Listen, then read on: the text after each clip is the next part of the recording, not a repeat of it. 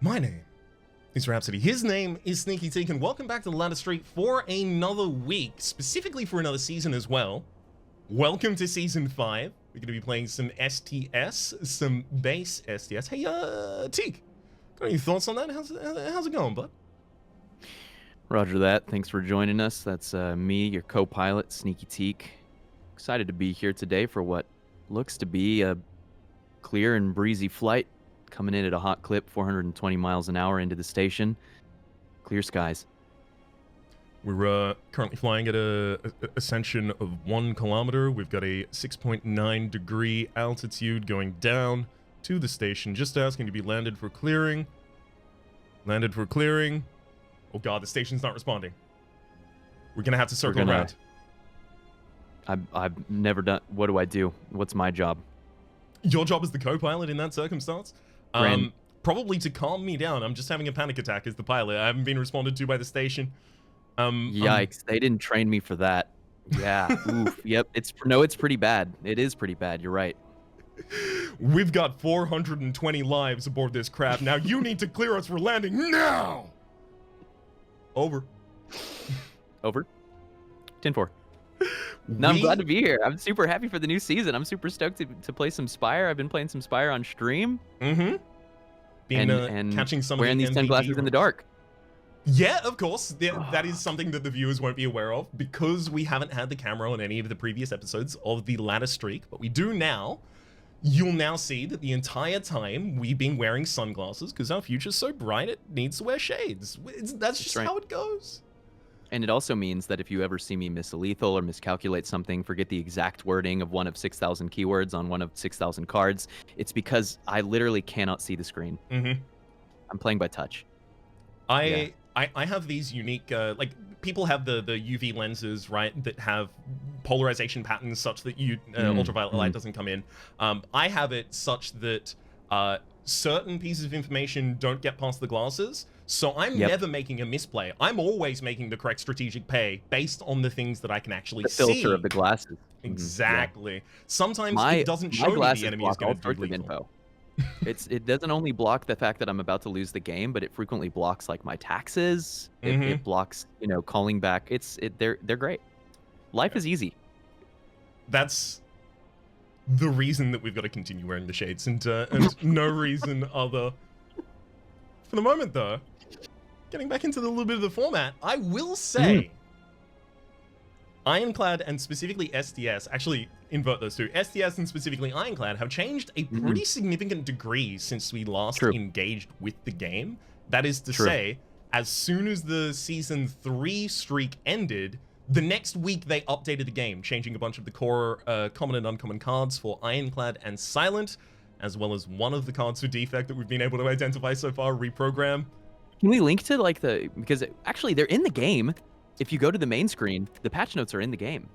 That is very, very, very true. We'll not necessarily go through each and every one of these. However, we can see some kind of overarching themes in here. We can see that accuracy and blade dance were both buffed, giving a little bit more of a feel of shivs in Silent, being a direction that is a little bit more viable to include. We can also see bloodletting has been changed. We can see hemokinesis has also had a change to it. Rupture, so the self-damaging archetype or self-damaging core or package, so to speak, for the Ironclad has also been significantly buffed. It's going to be a good time to get into. I'm just really glad to be able to explore them. I will say also, RE the format, we're on Ascension 1 for the Ironclad at the moment, so this gives us a really good opportunity to do a couple other interesting things. And I've been seeing on your streams recently, Teak, the max elite runs. This is something that you have to identify the path, or paths rather, with the largest amount of elites that you can possibly tackle on a floor, and then find a way to do that. Yeah. It's, in short, I always give the long version of most things. I talked at length in stream about what I want to do with Spire this year, and it's effectively to constrain my play, constrain my thinking, and to design these different challenges to help re-accelerate my learning. Because at 2,500 hours of play, I'm hitting kind of diminishing returns. And plateaus are normal in learning, especially as you hit deeper levels, but I don't think that they're impossible to circumvent. And so max elites and minimum viable deck and whatever else I come up with, these are all ways to try to break out of kind of my local maximum and re-accelerate learning. But Max Elites is a ton of fun, and what's cool about Max Elites is that it actually approximates a pretty successful strategy anyway. Taking lots of elites means you get lots of rare cards and you get lots of relics, and so if you survive, you'll tend to be very powerful. That is something I was going to mention, is that to me, Max Elites is often kind of just the way the game is played. Like, it is very, very uncommon for me to try and avoid the maximum elite path. Yep. I do like having the limitation of very specifically having to do it. Obviously, the it Emerald kill Key you is sometimes. Yeah, in Act 2. It definitely does. I have nightmares about some of the Act 2 elites that we can actually run into, especially after one another, and especially with the Emerald buff on like either the Gremlin Leader or the Book of Stabbing. It's going to be a rough time. Oh, they're all scary. Ari, that Emerald Key though, per your rules for Max Elites, if the Emerald Key on the first 2 areas is not on the maximum elite path, you cannot take it. So you would have to collect it on the final one with the maximum elites that you can get. So that's the way I've been playing. I've liked it. I've heard one suggestion for an alternate ruling, which I thought was good, which would be making the empowered elite, spicy elite, as I call it, cost for 2. And so basically what this means is that if you have an act to where it's close to max but not quite there, it'll end up tying, and so that you could end up taking it in the earlier acts. I'm good with either. I think that in some ways, always maximum, always, and then just get the emerald in Act 3 simplifies it a bit. But you know, as long as it sticks to the spirit of it's going to be a hell of a ride, then you're within the bounds of what the idea of the challenge is. It is going to be an absolute hell of a ride. I think we'll stick with the first ruling there, but we can evaluate that further as we go on. I have also, for those of you who are a little bit worried about the deck as well as the energy, I've also cropped out a little section here. It's going to look a little funky at sometimes, but in the matches in particular, it is going to give all of the viable information that, unfortunately, my bod is covering right now. My bod. My big old bod. Now, I see these options, and I got one that just leaps out to me. It's just here. Right, you want to go straight in? Ooh. Well, how's our merchant? There are a lot of early merchants on the paths. Okay, what's our maximum elite path? It is 2. 2? Yeah. Oh god, it's 2, and we can actually take the emerald as one of them. 2 midline rests, a late shot before another elite. We should take that. That is a good path.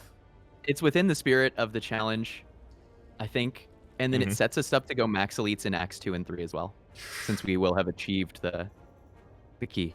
I appear to have gotten you frozen on my camera. Oh, there we go. We got you back. I'm still totally at peace with just picking a freeze frame of Tiki that we think is good, and then I'll just sit in the corner totally frozen. Like, that's what OBS is doing for you occasionally. So it is. It might be doing it at the moment. I don't know. As soon as you moved from that stance, I had that kind of impulse that you get when, not impulse, but the reaction that you get, rather, when you see someone who's performing as a statue go to thank someone who just tipped them. Oh, and you kind of, your reality kind of shatters briefly. Yeah. How did he do that? Exactly. That man was a statue. That statue can't move. Let's do it. Ooh. Boom. Ooh.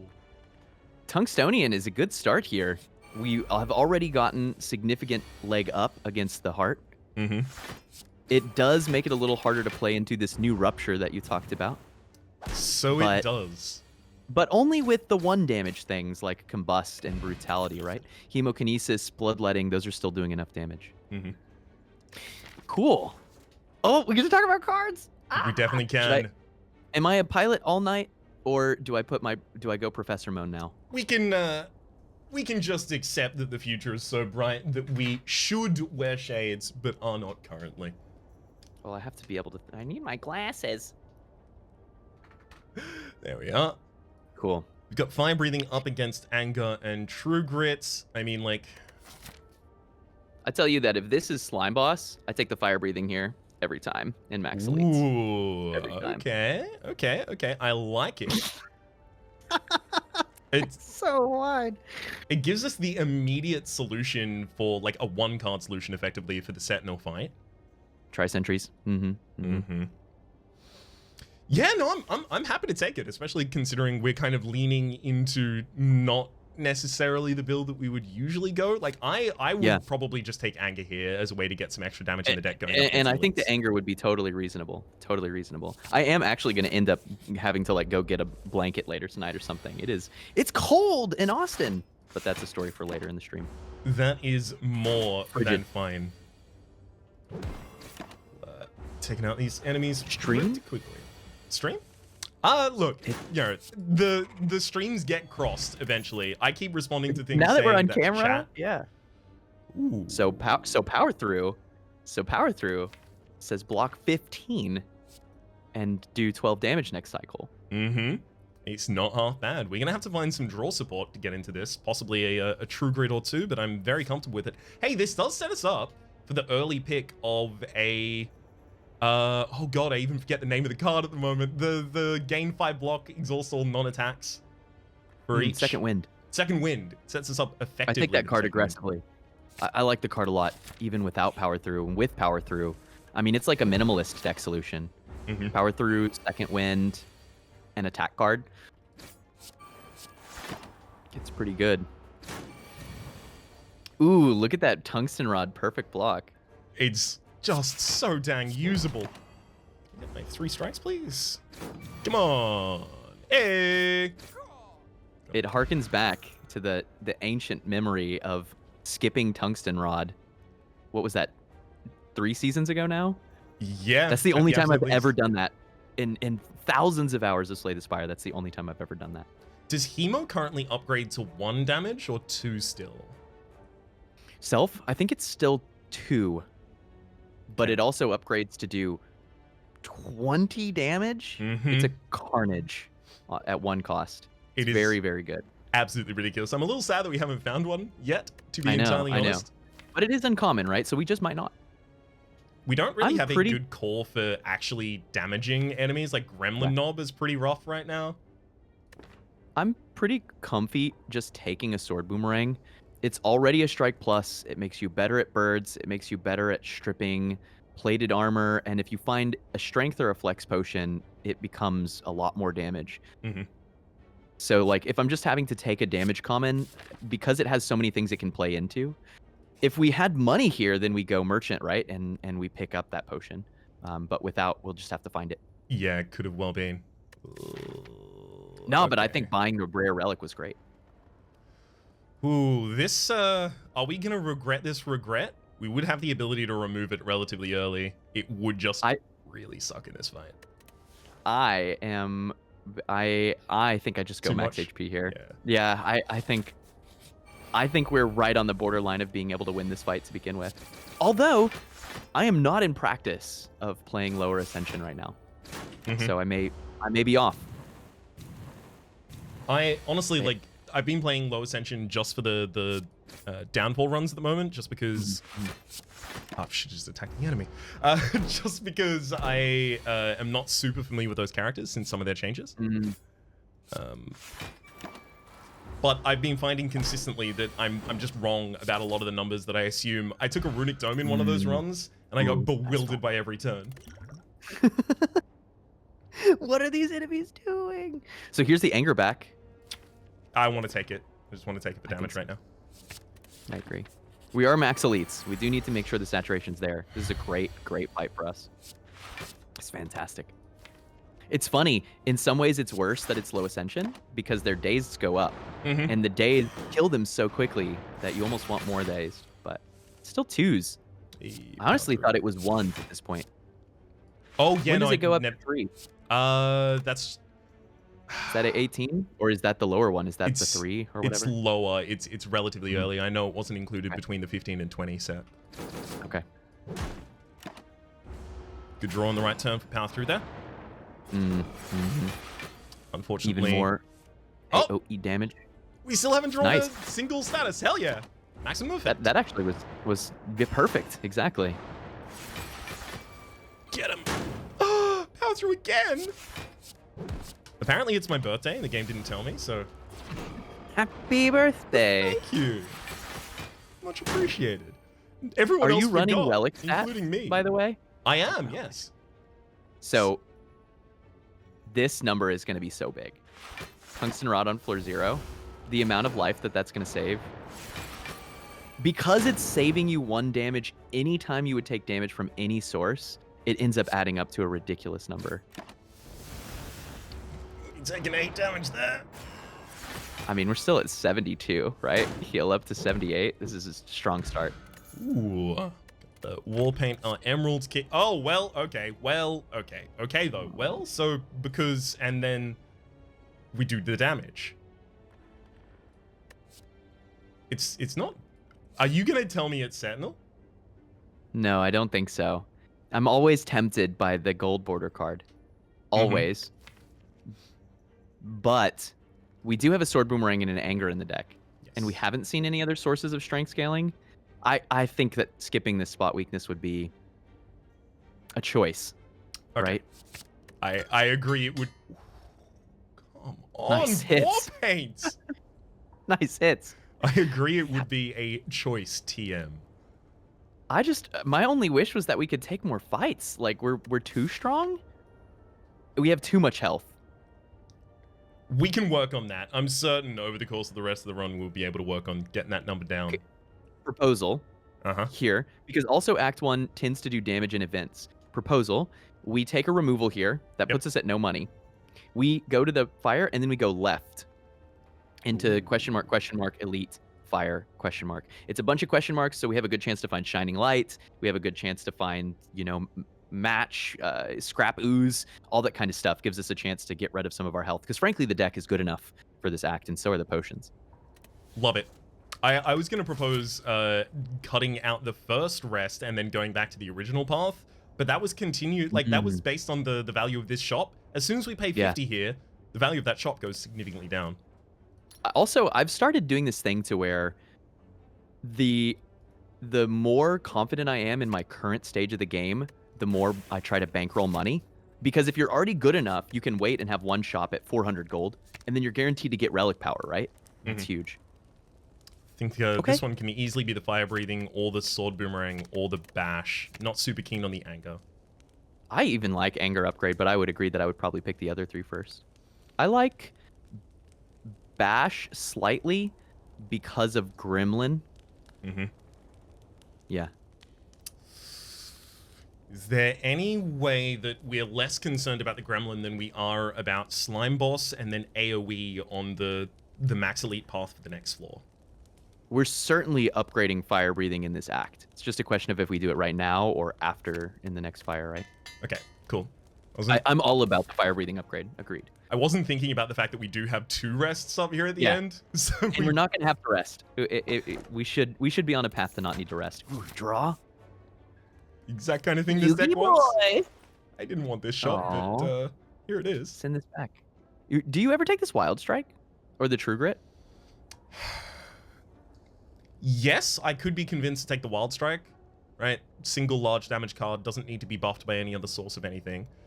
It does ring in my ear that we have a power through. We're going to have relatively long fights where we want to play the power through quite consistently. True Grit gives us value to be actually removing those at times. True Grit is also buddy-buddy with Spot Weakness, which wants to be cycled once or twice tightly in order to scale up your strength.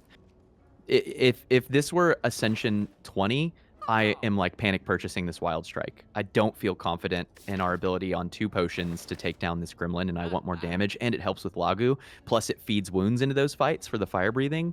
Being that this is Ascension 1, I think we can get away with True Grit, and it'll make a tighter deck in the end game. I agree. We're not seeing as many cards because we're taking so many question marks, so I like it. Set you up for the kill. Get a little spot weakness. Heck yeah. Nice turn. Interesting. So, we can under-defend, or because we have too many potions, we could throw a block potion here, giving us the ability to pick up another potion possibly at the end of the fight. Seems great. Use the block potion to block for full. Kill and play out. Yeah, I like the play. We will see more potions, right? Yeah. Right there. This like maxes out our health too. So this is usually around the part of the run where I start getting really excited about skipping unupgraded cards. However, that is a pommel strike, and we just like proselytized the value of the wild strike. We also proselytized in True Grit the ability to get back to our other cards more consistently. We have the ability to upgrade a pommel strike relatively early, right? True Grit, the fire breathing are probably our next 2 upgrades, and a pommel strike could be after that, unless we pick up something in the interim. My only worry is right now, other than those cards, we don't have a lot of value that we're drawing into, and we don't have an abundance of energy. Until Pommel Strike is upgraded, it's just a self-replacing Strike Plus. I feel good about skipping here, honestly. If we were confident in having more energy, then I'm singing a different song, I think. Set up some wounds in the deck before we even go into the second cycle. I wonder if we wake up on this turn for spot weakness next turn? Is that silly? Ooh, no, I like that. Oh, but then what's our play, right? Yeah, what do we True Grit out of the deck at that point? Well, I mean, we don't even get to choose, right? So it's defend, spot weakness, True Grit, possibly lose the bash or the anger. Or it would literally just be spot weakness bash, which is not bad. Just take a full 20 damage one turn, and then maybe that's it. I think it is wake up on this turn. Okay. It's just kick the can down the road. That's what decision making here. That always goes out. Let's just play that one. I honestly think we would be fine to just defend, anger, True Grit, losing the bash. Yes, I know the bash is a huge amount of value here, but I think with the amount of damage we can put out, the enemy is going to be alive for 3 turns. Yeah. So yeah, and we're drawing angers. Yeah, exactly. Cool. Do you use the Blessing of the Forge here? Or is this Ascension 1 and we just roll all of our potions forward? I think it's Ascension 1. We just roll all of our potions forwards in this fight. Cool. I feel like I'm beating... I don't want to make it seem like, oh, we don't have to strategy, because it's more of just that some of the sharpness is smoothed down, you know? When you're playing tons and tons of Ascension 20, it's like there's a little bit more room to maximize, and you should maximize more. We talked about this last time we did Slay the Spire Ladder Streak. The difference in mindset between the Ascension 20 approach and the low Ascension approach. In the Ascension 20 approach, there's a baseline risk that you have to accept all the time. That 5 or 10% chance of just losing. But you can get rid of all of that chance at Ascension 1 through 10. And just guarantee success. Remove all variance. And so that's what we'll do here. We were 3 HP off of my prediction being correct. And now we have a Preserved Insect, which is top tier for max elites. Absolutely top tier. Couldn't be better. I mean, like, I could theoretically take a Thunderclap just for some AoE vulnerability, AoE damage as well. Gives it the ability to do, 3 instances against the birds in a single turn. It's a cheaper setup of vulnerability. I like it with the spot weakness too. It's a real AoE card once you have Strength Gen. Unfortunately, it doesn't look like our Strength Gen is coming from Rupture right now, though. Yeah, unfortunately not. New Rupture's pretty cool. It's strong now. More removal? Hell yes. Are we also MVD? Accidentally? We could accidentally MVD. Did we actually explain the acronym MVD? Minimum Viable Deck. We did not. This is what you used to run called what? It was Thin Deck Daddy that you used to do? Is that right? Yeah, so for me, when I set this challenge up, it was Ascension 20 cards or less by the time you get to the heart. So you can go over on the way, as long as you have a removal plan. But I lost a full cycle. It's really, really hard to play like that at Ascension 20, I think. Yeah. Oh, that's the reason that I had to break out of that as my playstyle. I got to Ascension 20 and it just wasn't...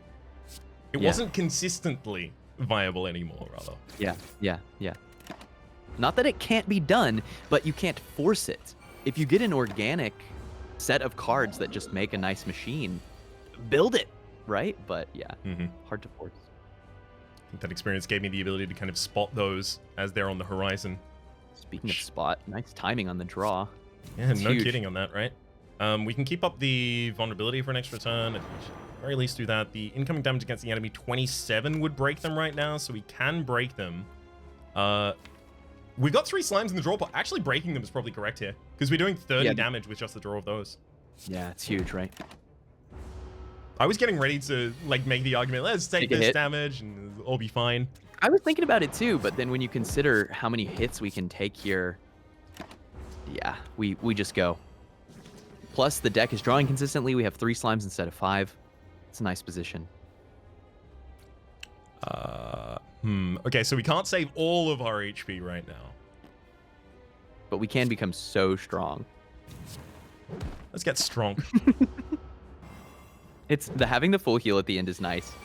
Because I can reclaim the part of my brain that's usually doing mental gymnastics, thinking about how to save 3 health so that it becomes 1 health in the next act or something. Mm-hmm. It's very neat. Hey, I have the solution for our AoE elite fights next floor. It's called Immolate. Works well with the fire breathing and the true grit. This is one of those beautiful positions too, where I think even if you aren't doing max elites, Immolate is the correct pick, and max elites helps you realize that it's the correct pick. Mm-hmm. It's just such a strong addition to being able to take on the challenges of Act 2. It's huge. Yeah, I was... Fiendfire didn't tempt you though? You weren't tempted by Fiendfire? Honestly, no. If we had seen like another AoE card that doesn't necessarily need so much work put into it before it is like a viable AoE card for those elite fights in particular, like if we'd seen a Whirlwind already, I probably would take the Fiendfire in that circumstance, but we haven't. The spot weakness in the Centennial puzzle made me a little tempted, because there's a decent proportion of the time where you're able to get off a 5 or 6 card Fiendfire on turn 2 with strength. And that's huge for like Book of Stabbing, but Slavers exist, Gremlin Leader exists, you know, like Angry Avocado and Friend exists, Chosen and Friend exists. You guys, the Immolate here is top. Yeah. Usually you can just list every fight in Act 2 and say that it exists, and then smile, and that's the reason to take damage.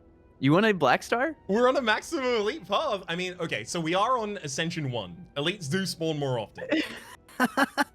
It's theoretically This killed me on one of my max elite runs. I think we can do it, and I think we should, but this exact play, Black Star coming out of Act 1 on 3 energy, thinking max elite, and then dying in Act 2, because we couldn't actually produce the amount of damage and block to live through all of those elites in Act 2. But I think we have Preserved Insect. Yes, we do have Preserved Insect. We've got a single power through. We've got an upgraded True Grit. We've got the Immolate, right? So the things that we're really looking towards upcoming in the near future, especially because this hasn't given us energy, right? So things like Shrug It Off is just like a way to defend yourself that then replaces itself are a little less valuable. I think we're just looking for like individual sources of large block. So like your Flame Wall, energy. Obvious. Bloodletting would be a great card to turn up. Yeah. Let's do it. I take it now. I basically didn't take that card at Ascension 20 for a long time, and I think it's legit. I would take Bloodletting often if I had the Centennial puzzle, right? Because a lot of the time I'm running, even if I'm not doing like MVD or small decking, right? I'm still running like a relatively concise deck a lot of the time, so I can usually use Centennial puzzle myself rather than getting the enemies to trigger it. Or the beautiful Writhe Blue Candle Centennial puzzle combo, just like 100%. Absolutely. We get all these speed ties. Oh no, there's a 3-path. There's a 3-path. It's aggressive. We go through the merchant or no? I don't know if we go through the merchant. We don't see a merchant late guaranteed on this act. So what? Like, we go to the merchant, we can hit a removal. Removal costs 75 at the moment. Take like another base strike out of the deck probably at this point. We're getting 2 fights before it too, so that's another 30 gold. There's a decent chance that we're sitting on the realm of 200. All right, how about we take this path up to it, so we have the 2 natural fights and a question mark, right? And then make our decision at this point. Sure. Sure. But we prepared for you. Oh. We brought the Stronk. We brought the Donk. Do we donk or stronk? Because we can donk or stronk on this turn, not both. I think that we should stronk, blonk, and bonk the back line. Cool. Unfortunately, due to the tungsten rod, we're actually not going to trigger the Centennial puzzle here. Wait, we didn't need to block at all. Oh, yeah! We didn't need to block at all. They're all 1 damage. We have to remember how to play this game. It's been too long. Thankfully, it doesn't really change how we were going to play that turn, but... Yeah, that's true. Well, I don't know. It might have made the hit more appealing, actually. So I want to vouch for a potential Blessing of the Forge here. Mm-hmm. For the double defense. And to upgrade Sword Boomerang to get one more hit out of it. Ooh. Because then you are guaranteed to be able to bring one bird down. That'll do it. That will do. Immolate and Thunderclap are in the deck. We just defend anger now. Yeah, I agree. Definitely does feel, in hindsight, now that I remember Tungsten Rod blocked that whole first turn, maybe it was take one bird down, but I won't let that get to me. I won't let that get under my skin. Look at this. Look at this rod. Look at it just go into town. Oh. Woo. Oh, that is tough. That's actually a toughie. Like, that's an upgraded Shockwave. But you know that Bloodletting is strong right now. I do. And it's a little more difficult to play the Shockwave, without the extra energy. We may get excess energy relics from Blackstar such. Shockwave is, so in a conversation with another player before, Shockwave was described as one of the tools which can allow you to take Act 2 elites on 3 HP or on 3 energy. And I agree. I agree with them. It is a sufficiently dense card. It's the kind of thing that lets you take on Act 2 elites with constraints. I think the upgraded Shockwave here is it's too good. I think we have to. However, yeah. Bloodletting now upgrades to give you 3. 3. So much more takeable. Because when it was like a 0 cost that gave you 1 or 2 energy, particularly when it wasn't able to be upgraded at 1 energy, you're kind of like, I would rather just have optionality. I'd rather just have another card, and I'll just pick the right cards. But 3 energy is real. It's unlocking turns. We'll hope to see you again in the future, but we'll be taking the Shockwave at the moment, thank you. Ooh, hey, see you again in the future, maybe. There's some stuff here. There's some stuff. But you know what we have to take, right? I do. Unless, we're, are we not thinking the same card? Oh, I was going to take the Evolve. Oh, right. Provide actual draw to this deck as well. Our deck is fairly small. We have the power through. We have the upgraded fire breathing. This means that we can continue to take sources of statuses and consider them as safe to play out. And it totally solves the long game against Tri-Slavers. It totally solves long game against Book. Totally solves long game against Nemesis. It amplifies our energy problems because now we have fire breathing, evolve, and shockwave that want to be set up. True. That each kind of demand an energy in our first cycle. You don't have to play it all the time, right? So for hallway fights, a lot of times you just skip playing the evolve. You play it against, say, a Chosen, because there it's really helpful. But in this fight, you can just skip it. And you save it for those fights to where it's really important. Such a bummer. Just have to very sadly gesture at the enemy with that one. Speaking of sad gestures, Shockwave's never doing anything here. Yeah, that's true. That's true. Just really emphasize all of the rod value. Actually, Shockwave would have gotten us vulnerable here, huh?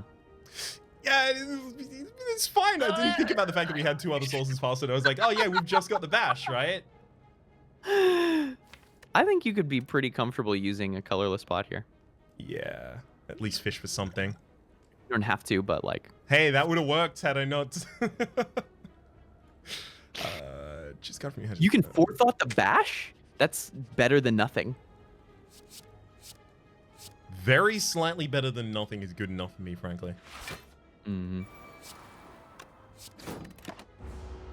Doing that thing that Act 2 fights do, where they remind you that you are mortal.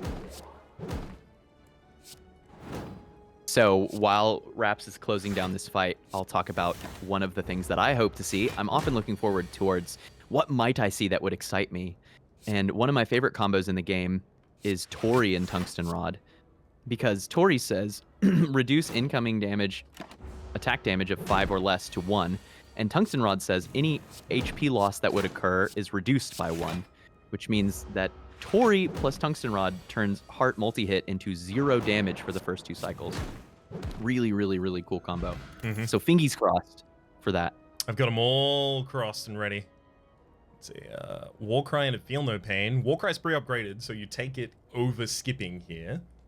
I actually quite like Warcry Plus. Deck manipulation is hard for Ironclad. You don't have a lot of sources for it. Got one exhaust in the Shockwave, another exhaust in the True Grit. Probably going to try and pick up a little bit more exhaust power for the statuses and curses we intend. And we're already hyped on a corruption, but we don't have it yet. I think we take the Warcry. Feel good about it. I in some mindsets, I take the Feel No Pain there as like a investment pick. Mm-hmm. It just depends on the day, I think.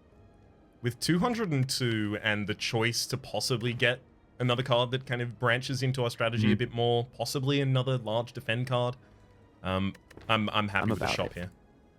I agree. Pick up a panic button. Well, whoa, there's so much good stuff. What the heck? What is this store? It's a shop and a half. Why did it have to give us Chemical X and Whirlwind and we can only take one of the two? That said, I think the correct thing here is probably like Dark Embrace, Second Wind, Disarm. Yeah. Yeah, that's an incredible deck. Let's draw all of the cards.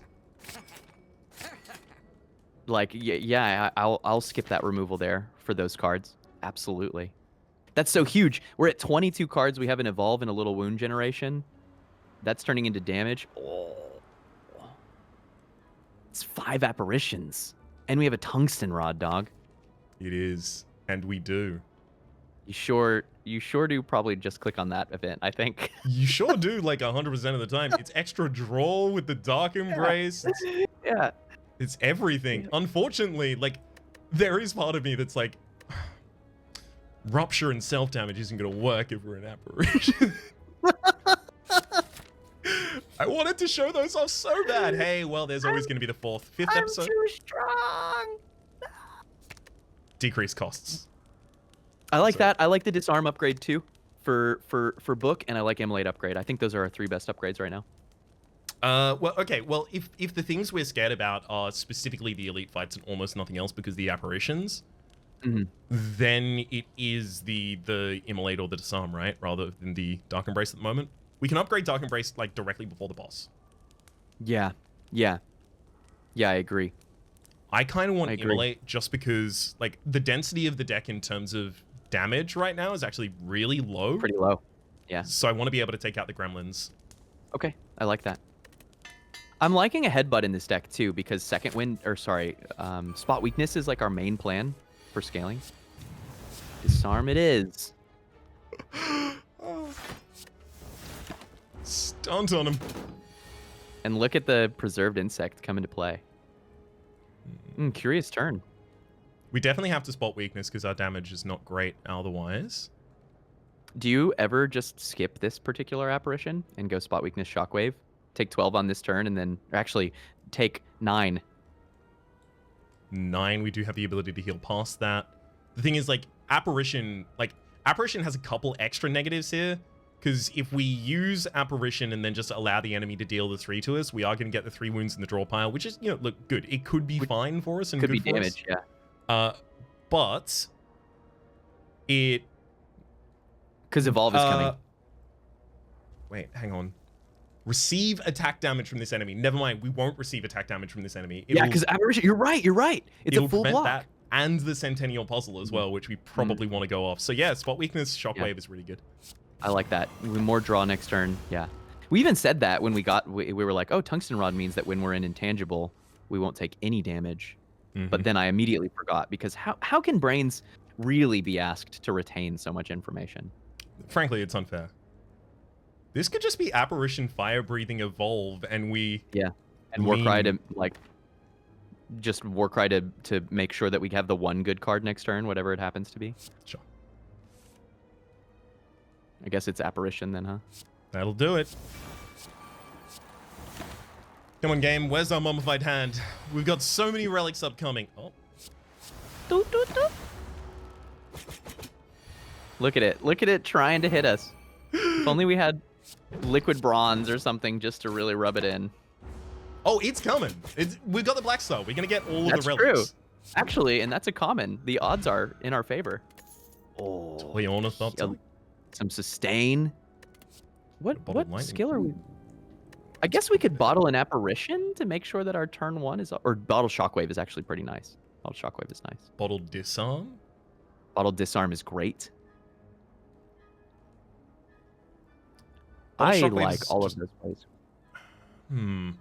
The only reason I'm not super jazzed about Bottle Shockwave is just because, like, our opening turn is a little weak if we're just... But, I mean, what turn is it better on than the first turn, right? Right, exactly. It and gives it you... provides defense. Well, okay, but the thing that is weird about it is the 5 apparitions, right? Which is, we're weakening for 5 turns, but then we're also invincible for 5 turns. So maybe apparitions made Bottle Shockwave worse. We're really just getting vulnerable out of it at that point.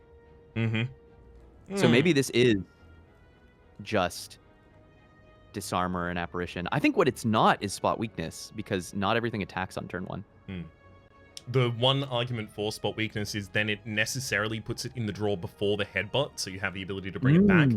But we're worse at scaling. The fact that enemies don't attack on turn 1 often is enough of a thing to kill it in the crib, I think, here. But important enemies other than the heart do.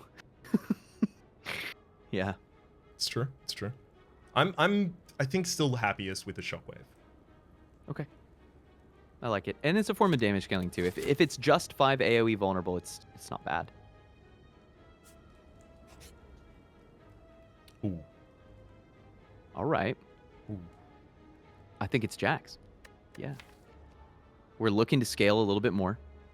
That's a 0 cost, which is important. We're below energy. We are healing some back, but also we have tungsten rod. We're frequently apparitioned. It's awesome. We just need like more cards that say the word damage on them. I want the Sapphire Key here. There's a couple cards that can hit, but like Strike, Sword Boomerang, Anger, Thunderclap, Headbutt, like all of them are just linear increases in damage, save the Sword Boomerang, which is going to scale with our strength, and we're not well, obviously AoE Thunderclap for the same reason as well. But next floor, it might ask us to give up a Mummified Hand. I think I'm good with it here. Usually I click on this whetstone and I don't look back. I value upgrades really, really highly. But because we have apparitions, I don't think it meaningfully improves any of our hallway fights to have those upgrades. So I like it. Yeah. We appear to have won. Should we win, or should we weaken all the enemies to then win? I'm not sure. Play that back. Do you think we can Warcry into a spot? I'm hoping so. Well, that'll have to do. Spotterition. It sport us in no turn, so we'll be fine. Alright, come on. Damage cards. There we go. Not really, though. Immolate. We'll get Immolate to finish the fight off. Rhapsody. This is absolutely an on-fire start. I cannot believe that this is the run that we're starting this streak with. It's a monster. It's not even like the deck is doing anything that's that crazy, but it's a monster. It is a basis that will allow us to get other crazy things going. Just the solidity of it as it currently stands. Pummel is an option for the scaling strength, but we do only have 2 strength scaling cards in the entire deck in the Warcry. Sorry, the Jax and the Spot. Yeah. I did just want cards that say damage on them. Thunderclap pre-upgraded, I'm happier about still at the moment. I like Thunderclaps when there are more than 1 a lot of the time, so that I can keep up the AoE vulnerability, although we have Shockwave, right? So it's not really proposing that value in a lot of fights anymore.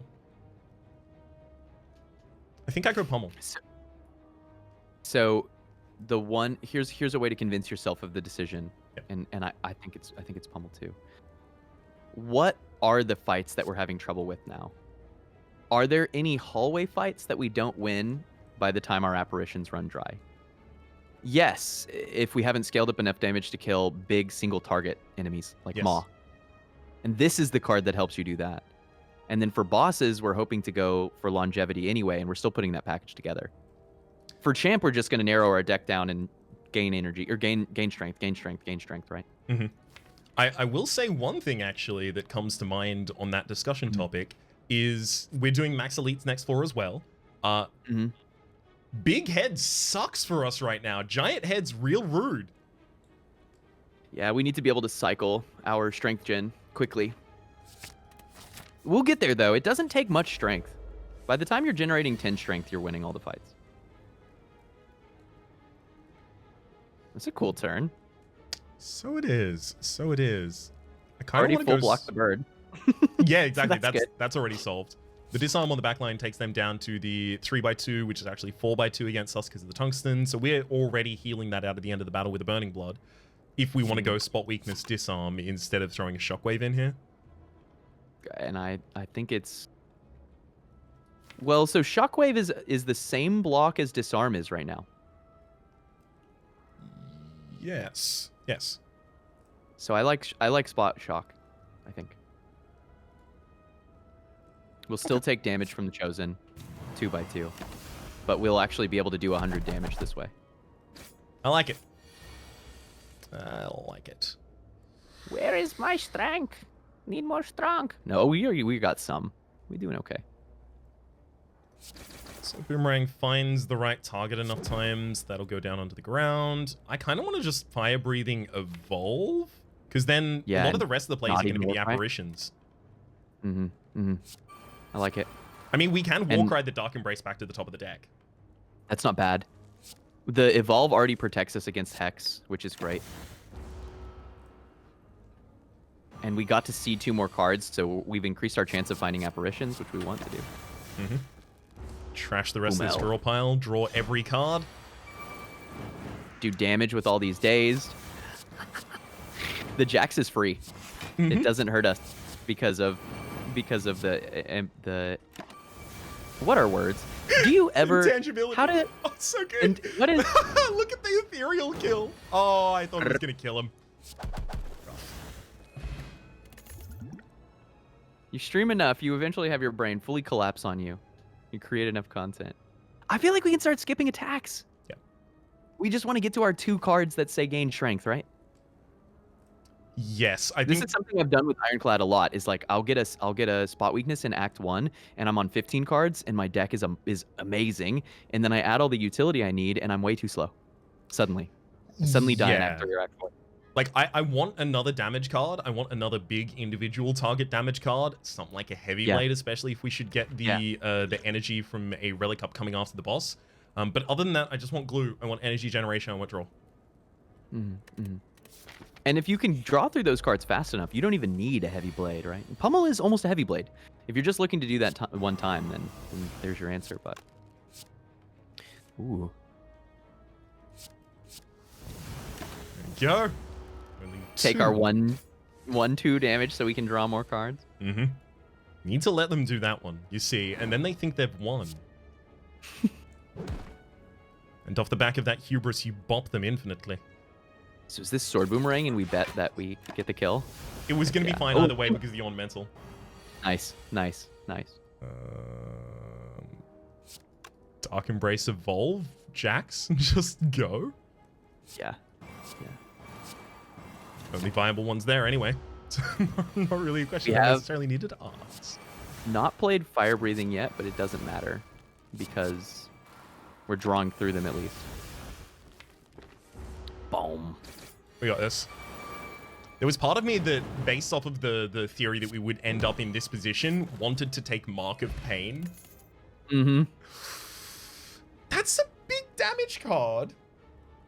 It is. It's cheap and it's upgraded. Honestly, I think it's an acceptable pick, just to make sure that we don't spontaneously die to like a Reptomancer dagger. Although the Thunderclap and the Immolates help with that. You know, that we just barely can't kill a Darkling fast enough, and so we get overwhelmed by their attacks. If it weren't for the apparitions we already have in the deck, I would say that like Exploders are convincing me I want something like this. But we do have the apparitions, so usually that's and for them. Maybe apparitions make that just a less important card in general. I think that would be a structured analysis. It was a good turn. I should have done the draw first there. Ooh. Are you like tempted to bring back Jax here or something? Yeah, because I mean, like, so we miss out on the vulnerability on the enemies, but we have like a high density of apparitions in the rest of the deck at this point, right? Bring back the Jax, use the sword boomerang.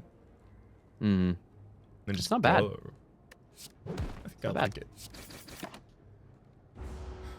You could probably math that. I mean, it wouldn't be hard to figure out what the expected damage is for the two of them, but I suspect we don't need to do that math. Yes. I suspect this enemy is become die. We are sending them to die. Extremely efficiently. You cannot resist the claw. The claw. The claw has chosen. Regen. Hey, health. Nice. It is nice, but... No, the max health. The regen potion I don't care about. We could. The pair is what I'm excited about. Right, of course, yeah. Completely skipped over that one. That's, of course, upon pickup, raise your max HP by 10. I don't know if we need the regen with the deck as it currently runs. I agree. I also don't necessarily want any of these. I would take the Shrug It Off if I had an extra energy relic at this point, but we can't guarantee that. Okay, but are we going to get a corruption? It's a good point. We are going to get a corruption. I put the fix in. It's going to be after the champ. And our density of blocks is going down. The second cycle block is getting rough. Yeah. I think the Shrug It Off is tempting. Okay. What else would we be using instead of it, right? Second Wind, True Grit, the Power Through Second Wind plus the Evolve is already ridiculous, right? Because your draw, especially if we can get Evolve upgraded, you can do some pretty silly stuff. Okay. And we have Dark Embrace too? Oh man, yeah, no, we have a really good in-game block engine. In Dark Embrace, Evolve, Second Wind, Power Through, it's pretty ridiculous. It's really good. The Heart Fight especially is going to let us show off all of these tools in their full kind of... Let's get thwack. Yeah, let's get thwack. That's exactly what I was about to try and tell to people. So the late question marks on this act have the ability to give you the Colosseum event where you get... it's not a thwack. This is kind of like thwack. We can be so rich. I like money. Tungsten Rod works in this event. It's an HP loss. We have a low HP total as well, so... It scales to your max HP too. I mean, how many times do we click money? I would be happy leaving with like 15 health. And then rest?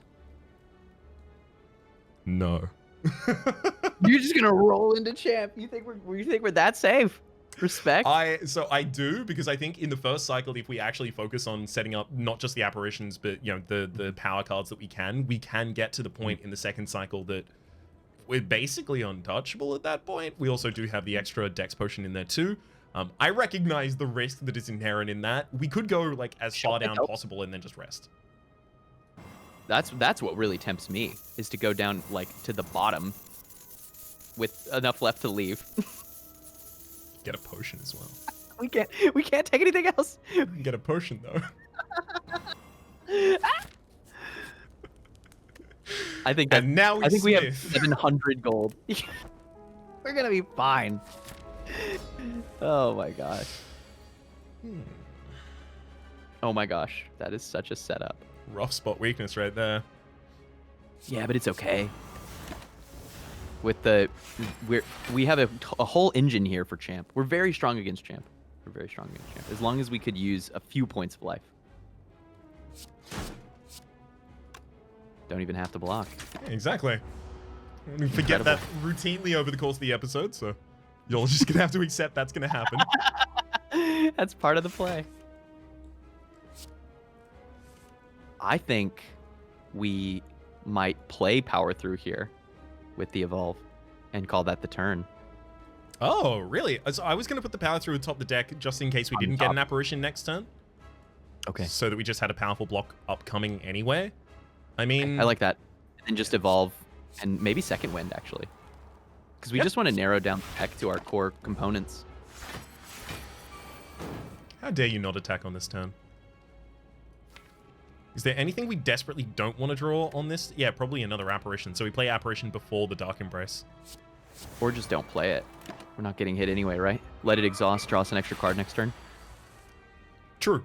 That would be correct. I'm getting back into the Spire. It's whatever. You know how I play these. When there are multiple paths to roam, I'm just along for the ride, baby. We're very strong, especially with the rest. If we had tried to do coming in on 10 life, then we need to like precisely pilot, right? But yes.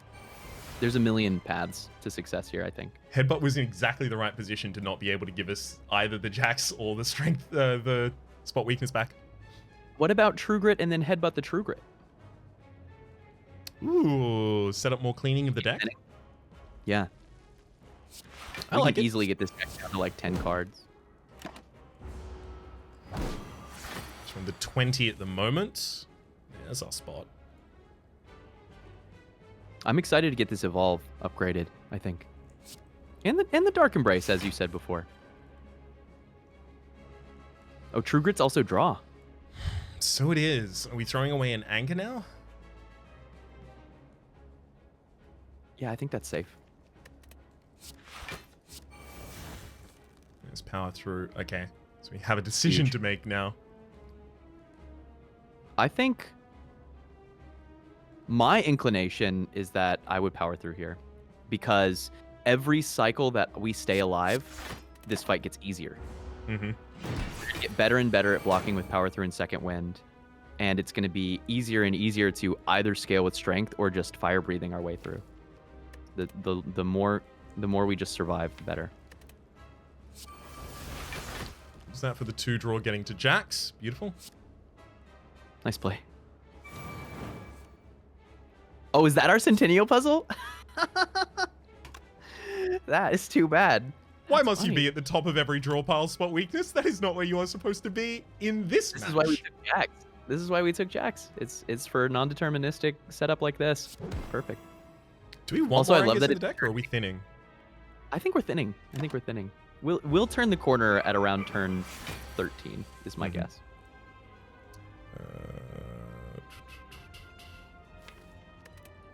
Oh, I'm like in the group. I'm feeling good, Raps. Playing Spire. I'm feeling good. It's a good time. It's been something I've missed. Obviously happy to play the Monster Train in the interim, but you know, they're completely different experiences. It's just all part of the overall package. By the way, I am literally exhausting any attack. I think.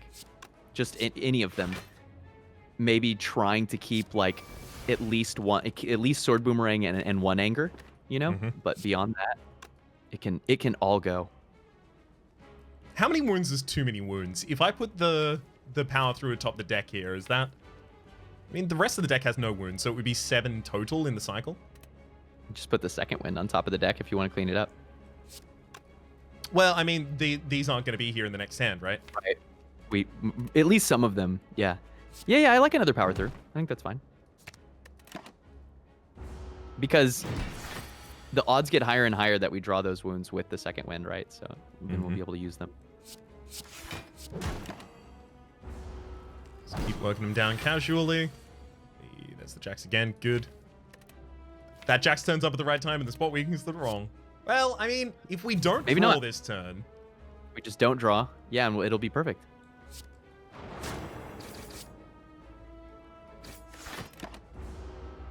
I just want to get them close enough that I can pop them in a single turn if I need. Agree. This is cursed in this fight. Absolutely. It's so cursed. We should just destroy it. Do we have external sources of damage that we don't want to play past this point? I think we're fine doing that. We're doing damage with the wounds. That's a good point. Well made. Thankfully, the enemy has the 10 metallicize. Oh, yeah. Never mind. All right, they split. Time to kill. Time to go. Gotta go. It's okay. They're all damaged. We got Pummel upcoming as well as Thunder. Yeah, okay. I think we're fine. Yeah, we're good. Let's remove one of them. Boom. The damage is so real. What goes back atop the deck at this point? Sword Boomerang? Yeah. Which... Question. Pummel. If we play Pummel this turn, we're drawing. So we do need to be careful with that. That's the question. Do we not play Pummel instead? We use Bash for the setup for vulnerability for... Does the enemy purge debuffs here? Yes. Yes. Yeah, they do. So you could do Thunderclap and Pummel. I didn't want to do Pummel second Jax because... on top. Yeah. Put Jax on top and then play the Pummel. Great. Perfect.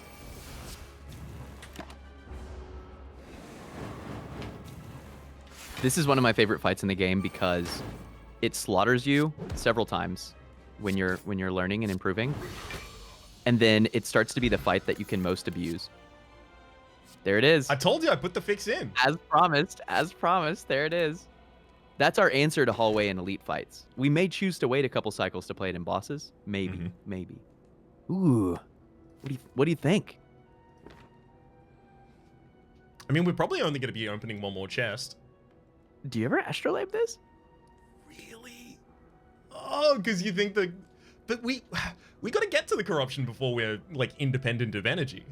It's true. Yeah, no, it's a real concern. There's also a world in which, like, the draw that we can provide to the deck using things like, well, not evolve, because that'll happen at the start of the turn a lot of the time. Things like Dark Embrace over the course of a turn and things like that. Obviously, another example would be the Shrug It Off. If those draw into corruption, we can't play it right now. Yeah, it's true. I do think that Curse Key is the most reasonable pick here, but I am oh so tempted to turn those 3 strikes into 3 upgraded cards. But yeah, no, we should Curse Key. We should Curse Key. It's a way smoother path. Is there any boss next floor that makes us decide no, corruption is going to already take care of the giant head for us? I don't think either of the other two are going to be too bad. I'm just excited for shops. Right. I just want to go to a shop. Mm-hmm. Like, I'm hyped on a shop right now. Let's get I Am Rich and then go to a shop. Oh my gosh. Oh. But we have to take max elites. Yep. All max elites are 3s. There's 2 of them. It's only one with an early shop. Which we should hit. Yeah. Let's not die rich. That one's non-negotiable. Can't take us with us. There you go. The 4 energy immediately paid off. It's so good. It's just amazing. Just gonna end that fight and heal back up. Just real quick. The Shrug It Off got so much better. I'm glad we took the previous Shrug It Off, but you know, hindsight is corruption. Yeah. That is the common phrasing that I keep hearing. That's the idiom. That's the turn of phrase. Never really understood it before this point, but it's making sense to me now. Okay, we have the draw from this. Let's do that first. Just begun. What do we have? We still have the Jackson there. I'm just gonna pop that back to the top of the deck, hoping that we draw it in Pummel later. A 90 is not hard for us to make. Oh, I guess those are our priority upgrades, huh? Corruption and Dark Embrace. Yeah. Which actually, so 1 midline upgrade there, and then, gosh, right before the boss as well, if we want to get those 2 upgrades. We have 1 opportunity to upgrade one of them next floor, but yeah, ideally we do it before that. We still have to recall. Oh god, that's true as well. Yeah, so we just get 1, but that's okay. A 2 and a 2 it's doable. This is why we took energy.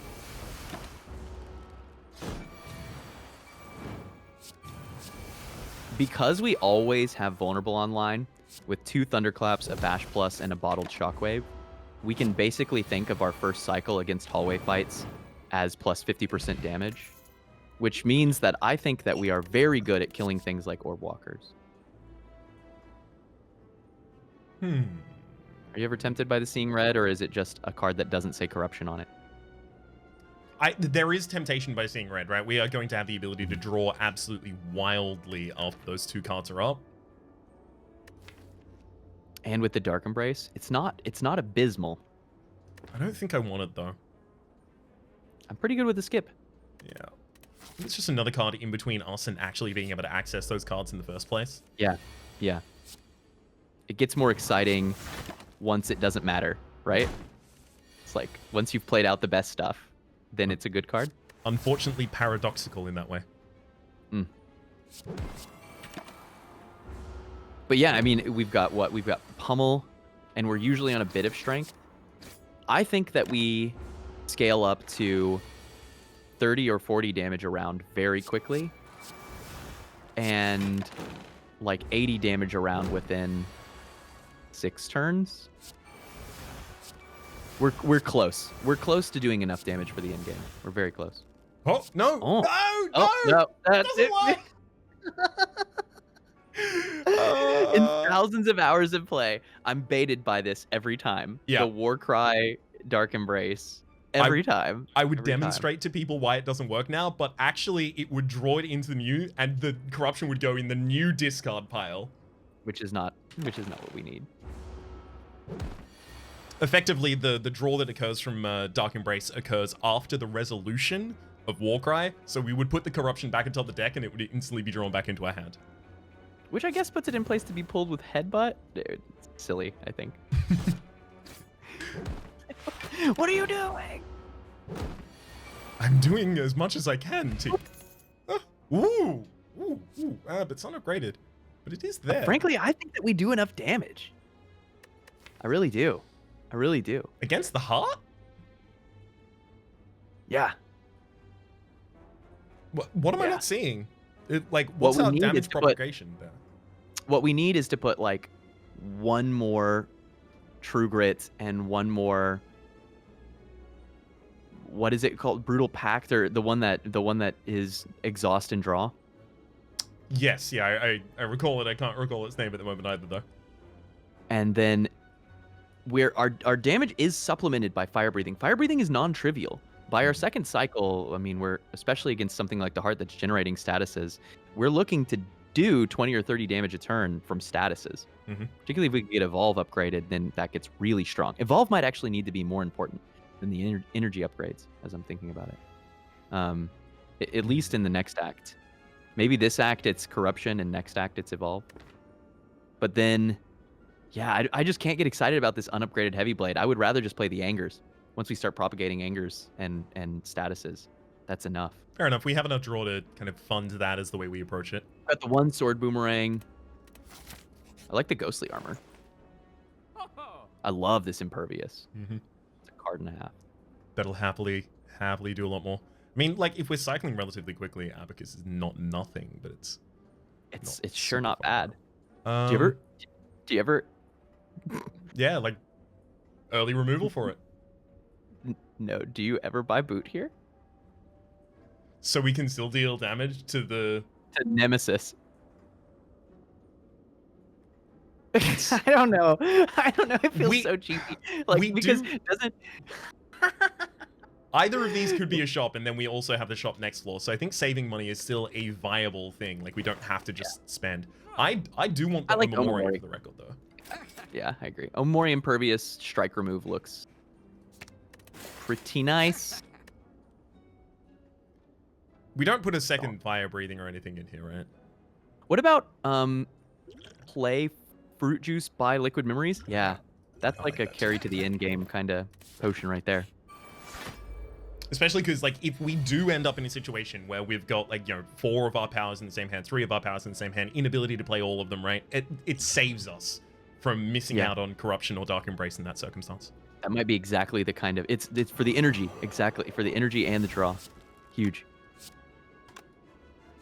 12, 13, okay, that's not going to be enough. We have nothing on the deck to actually even return at this point.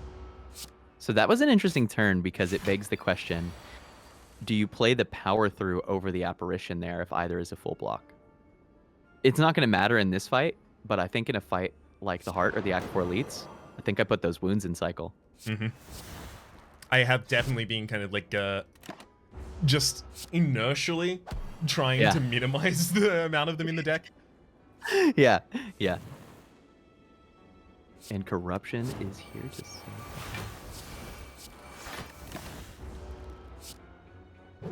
Once I'm the just Dark removing Embrace everything. I want to see it happen, actually. I want to see the Dark Embrace. Because I want to see the deck. These are like really nice opportunities to sandbox out how smooth it feels. But maybe we just won't see the card.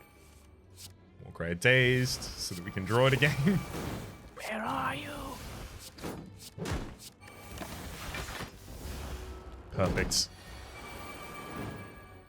Dark Embrace too low. We never got to do the thing. That's okay. Sorry, what were we going to be testing? What I wanted to test was how smooth the deck feels once you have Corruption and Dark Embrace in play. Like how clicker heroes you can get and how quickly it runs out. Right. You can try to theory craft that, but I have found that when you have a deck like this, you use a fight that you've won and you win it a different way to test out the boundaries of your deck. It's like a really cool way to just sandbox your in game in the mid game when you're way ahead, basically. I'll tell you what happened there is that I heard you saying those words and I was like, solve the fight, solve the fight, solve the fight. No, respect. I'm just glad to be here too. I think we're in really, really strong position.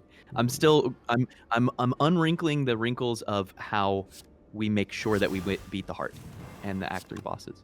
That's the big thing that I'm unwrinkling, I think. Good wrinkles to unwrinkle on that one. Dang. Be nice to be able to like discard those, huh?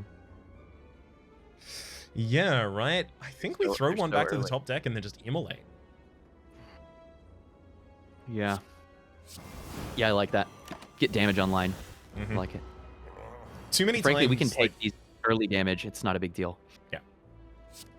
Too many times I ignore the early, like, just putting in, rather, any early damage against the giant head, and then I often regret it. This deck has a lot more scaling than the decks that ended up regretting that in the past, but...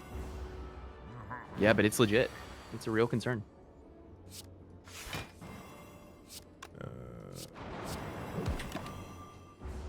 Come on, Corruption, Dark Embrace. Where you at? They're really, really biding their time here, eh? Can we even afford to headbutt this Jax? Do we need to headbutt, like... Do we have Evolve in play? We can... yes, we do. But it doesn't matter because it's not Evolve Plus, so it's not effective draw. We could do that just to play the headbutt and headbutt a wound, for sure. I mean, we can do that with a burn, not a wound, so it is 2 damage. Honestly, I kind of just want to get the spot weakness atop the deck. Yeah, I like that. Just to make sure we can close. We've got one more apparition ahead, too. And we can take one hit here, if it comes to it. I think that has to be a finisher. Nice. That's good. It's good also that that was not Dark Embrace. Yeah, exactly. We'll want that later, and I'm also thinking we were going to want that later. There we are. And now it begins. I think now it ends. Yeah. The killing. Yes. Yes. Yes. Yes. Let the power flow through you. GG. GG.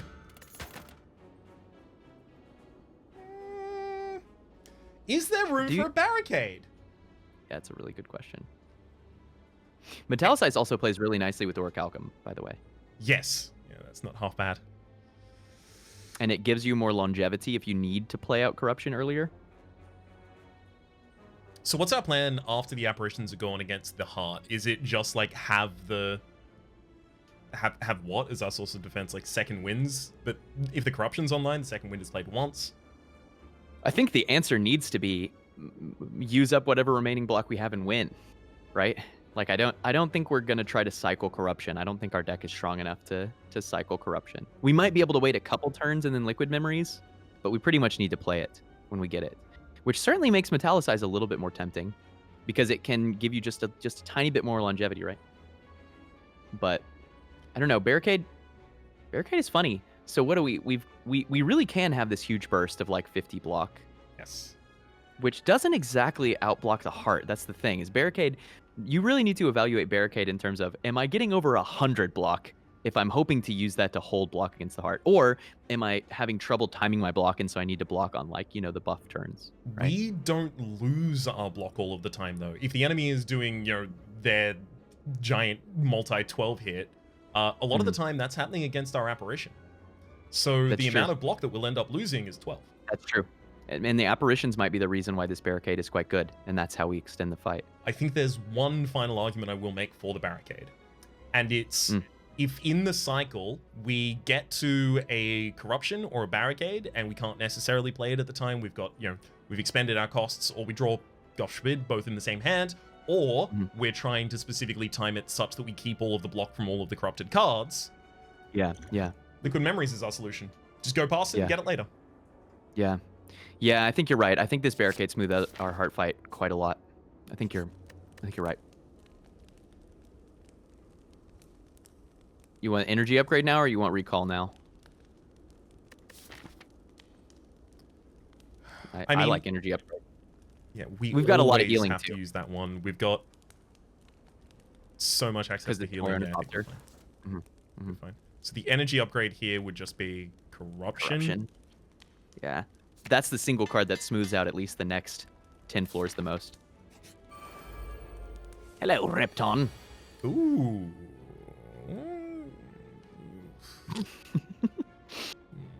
Right? It's like, I actually think you have to use the attack cards. I think this is Shockwave, Thunderclap, Wild Strike. Shockwave, Thunderclap, Wild. Well, whoa. Okay. Or you're thinking Shockwave, Fire Breathing, Wild Strike. Oh, that's really good. I wasn't even putting the Shockwave in there. I was putting the Dark really? Embrace, to be entirely honest. But I don't know if I needed to do that. I don't think we need Corruption, Dark Embrace for this fight. We need to be fast. We need things to die. Yeah. We need to not take 100 damage on turn 2. Those are the things that we need. Good news! Ari, the 100 damage we're not going to be taking. Seems we have prevented the apocalypse. Are we going to find a Feel No Pain Plus? Because, like, can I put in a request for a Feel No Pain Plus? No, sorry, you had to do that before we started. We're currently on a seed that does not have any more Feel No Pain Pluses in it. Sorry, I designed it specifically for the corruption. It's fair. It's hurtful, but it is fair. Boom, dude. So is it barricade, or you're just going for damage? I think that's smart. I think the smork is okay. Can we get some smork? We get some smork in chat, please. Smork in the chat, please. Just 1 or 2 smork is enough. Do you ever like click on the dexterity potion at the end of this fight? Yeah, for the 5 HP, and then try and get another potion instead. That's not a terrible potion to carry into the heart, but yeah. I mean, well, especially with the barricade, is it that? Is it not valuable? Maybe it was supposed to be the flex potion. Yeah, exactly, right? Like, honestly, it's a good potion. The dexterity potion's a good potion. It is the flex potion. We're strong enough. Body slam. Yeah. Skip. Yeah, I don't want it. Body slam. Skip. Body slam. Skip. Body slam. It's okay. This is going to give us an upgraded body slam. Hell yeah! I've been waiting for one of those. God, the entire time I've just been hoping we would find it. Actually, there must be at least one upgraded attack that we're super jazzed on. I'd still probably take the upgraded heavy blade. Yeah, or a Swordarang. Swordarang, definitely.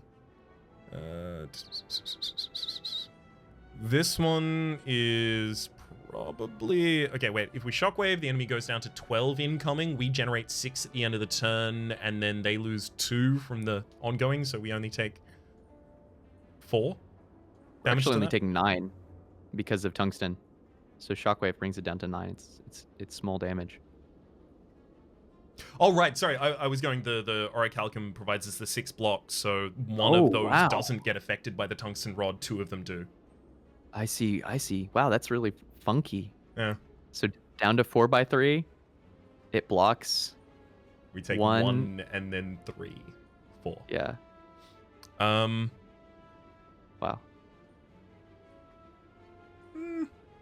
I really like the Shockwave play on this turn for what it's worth. I don't know what else there. Put an Apparition on top for the 45 next turn.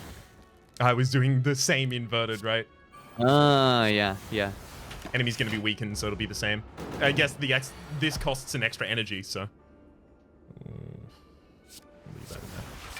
Ooh, Jax's draw. Oh. Jax isn't draw when we're apparition. It does not have to be. Oof. I wonder if we wanted to play Jax before in order to increase it, just to up tempo, basically. Mm-hmm. Stone Calendar actually lands in this fight, which is really cute.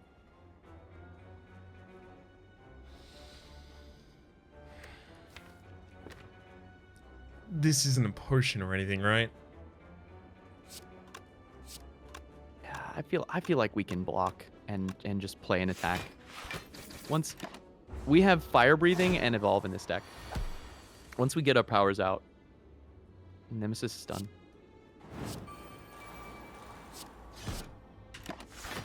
All right, Nemesis. Complacency is a killer of ladders, though. That's the thing. You know, no matter what Ascension you're on, this is certainly one of the fights that you have to respect. Always. Because of such high variance, high burst damage. It can catch you out of nowhere. Ooh. Is it actually... Were you tempted by Barricade there? I think that might have been Barricade. Just go in. I wasn't tempted by Barricade just because I feel like we're in the end stretch for the enemy. Yeah, and Stone Calendar coming up. It's pretty true. That'd be enough. Boot calls from the grave. Oh, right. As for the pommel there. You could have kicked the Nemesis.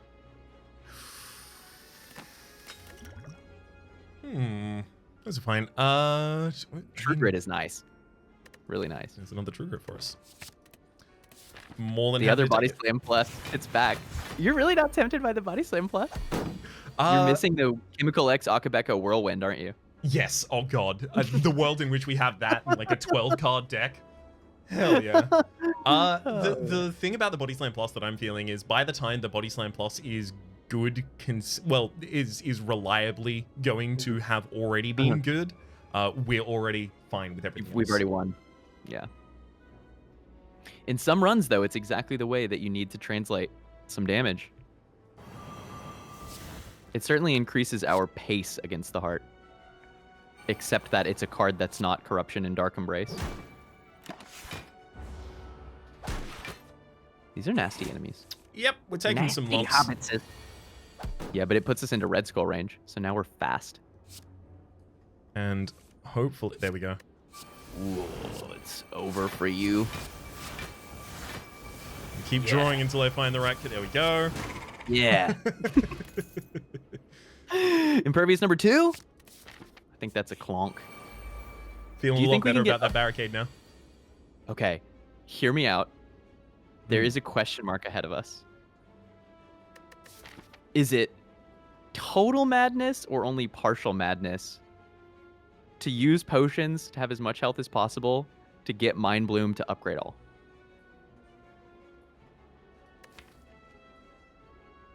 There's a lot of cards in here that want the upgrade.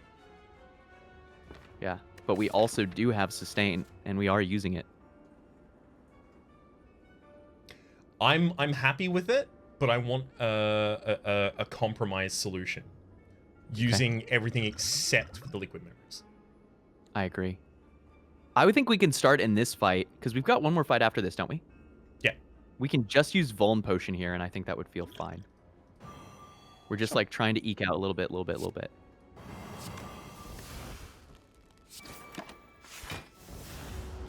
might have played Barricade on that turn. Ooh. I was really tempted. I couldn't tell if it was Shockwave or Barricade. I was really tempted by Barricade. Because that gives us 6 block coming into this turn, too. Didn't even decide to count that one, because I was like, yeah, no, it's fine. I was just trying to make sure we got below half HP. That was the planning inside time. It probably won't matter. Disarm number 2. So goot. No. Maybe if it was earlier on. Yeah, I don't think so. Yeah, I agree. Maybe earlier, exactly. I just want to play with Reckless Charge.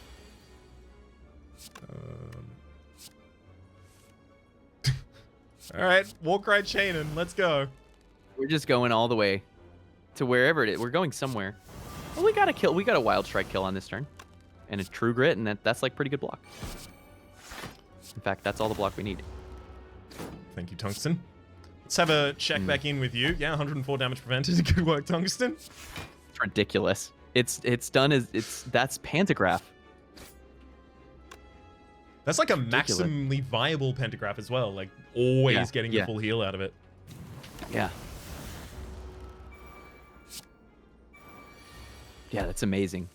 At Ascension 20, a Pantograph from floor 1 is hitting 1, 2, 3, 4, 5 bosses. 125 total healing because double Act 3 boss and heart. Right, double Act 3. And hold up, does Pantograph also go off on the fight a boss event now? Yes, it does. It does, right? It does, right? There's some inconsistencies because the preserved insect doesn't affect the pantsless adventurer. Yeah. Okay. Sling of Courage does, or there's some weird things. That is a very, very weird one in particular. And I think Thwack, the second half of Thwack, is affected by preserved insect as well as the Sling of Courage. Really? Yeah. Oh man, yeah. You see, I can't keep up with this stuff. Yeah, that's all like rules and exceptions to thereof, which is like yeah. Bonk. Getting rid of those potions, as Alpha mentioned, and then get him, Calendar. Tell him what time it is. Oh, that's pre-upgraded. Oh, both of the left 2 cards there are pre-upgraded. This one frees us from upgrading the Evolve. It does. I think which it's is great. I agree. I like it a lot. Making my way downtown and trying to go fast. And yeah, let's do it. Wait, do we? Wait, what do we? Oh yeah, we have an Omamori. It's free. We actually used the whole Omamori. Nobody has ever done that. Nobody has fully used the curse tag before. It's because because of how many question marks. Like in terms of like. Okay. So my pathing was often max elites and max question marks, and if I can get both at the same time, perfect. Yep. And then I discovered fires exist, and they're pretty good too. You can upgrade your deck. Hey, woke bloke. What do you think? Right from the get-go, are we that strong? Oh, I don't have any fear about that. Maybe I should be. The disarms have the ability to actually take away the enemy strength they're getting from the Dark Embraces before we transform them. And it's only 1 strength here because we're on Ascension 1. We have barricade possibility. Honestly, I go think ham. So. Yeah. Go ham. But maybe skip this Evolve and play the Evolve Plus? Yep, I'm happy with that too. I don't think the headbutt needs to go out either. In fact, I kind of want to keep that for the Immolate, because then it'll be able to kill both of these. Oh, with Akabeko? Yeah. Okay. Why is Akabeko? Does Akabeko not flash? No, it just goes black after it's been used. So do you throw out all well, I mean, we have to throw out all apparitions. We can't discard them. We should totally use them because Barricade is coming. We should totally play Fire Breathing too. I feel like that's part of what makes me confident in the Demosh. We go for the vulnerability though. I like that. I think over time those there we go. That's all I wanted. We're in. All I ever wanted was to see you smiling. I agree. It worked. It did exactly that for us. I'm just gonna hold off on that. We can use that in the next cycle. Haven't got 680. We are rich going into Act 4. Absolutely loaded. Here's hoping that shop is huge value for us. It's gonna be. I would buy an Apotheosis, would you? Yeah. I mean, we missed out on the Mind Bloom event. Still feels really valuable for us. There we go. It's over for you. I have the high ground. I need that one. So we're only going to get 6 total strength. Yep. But I think it's enough. Particularly also with like statuses doing stuff. We're gonna have a lot of help from our friends here. Mm-hmm. Oh man, yeah. This is proof and purchase too of something that I say a lot, which is it feels great to make 100 strength, but you only need a handful to win. And you don't even need a handful and Necronomicon Heavy Blade Plus. You just need a handful. Yeah. I definitely consistently go overboard on the handful required. Something I'm going to try and keep consistently more in mind as we move onwards. Wow, okay, so we'd only... So we use Pummel for 5 damage here? Oh, and to play the Evolve. Oh, we wouldn't be able to afford it. So we would use True Grit. Or we can play the Warcry and just draw to it. Mm-hmm. That's pretty good. And then here's what we do. We put a burn back atop the deck and instantly draw it. Kill them, and then... Nice. That's clever. Oh, Stone Calendar! Dude, what are you doing? It's not time! It was my time Go back inside! Go back inside! It's not winter! Bash Thunder in the next. Yeah, we just have the ability to get through this with just straight up damage. We made it. Plus, if we play enough attacks, we get Ornamental Fan to sustain us with that sweet, sweet 4 block. Pretty good. Don't need you anymore. Yeah, time is done. Yes. Very angry. Oh yeah, play the second wind. Heck yeah. Don't stop not stopping. I'm not done here. I'm not done with you. Hey, you there. We got way stronger. Way, way, way stronger. I do wonder if we do want to try to get our Stronk slightly higher for the heart fight. We don't have 2 bosses? Being a wild team. What do I do with all this free time? Well, get an early kill. Play another game? I guess so. Alright. Final upgrade. I mean, the Imperviouses leap out to me. The Barricade, just for the energy concerns. Disarm still leaps out to me here as well. Dark Embrace, similarly. I don't think we need the Evolve. I like Dark Embrace. I like Dark Embrace because we want to play that immediately always. The cards that we might wait on are Corruption and Barricade, and then that increases the chance that we're playing them with Liquid Memories, right? Brimmy? Oh, baby. I love this Brimstone. I'm serious. No, I'm serious as well. I want the Brimstone. I think I also want the Twin Strike off the back of it. Brimmy, Lantern, Thorns Poke? Fairy?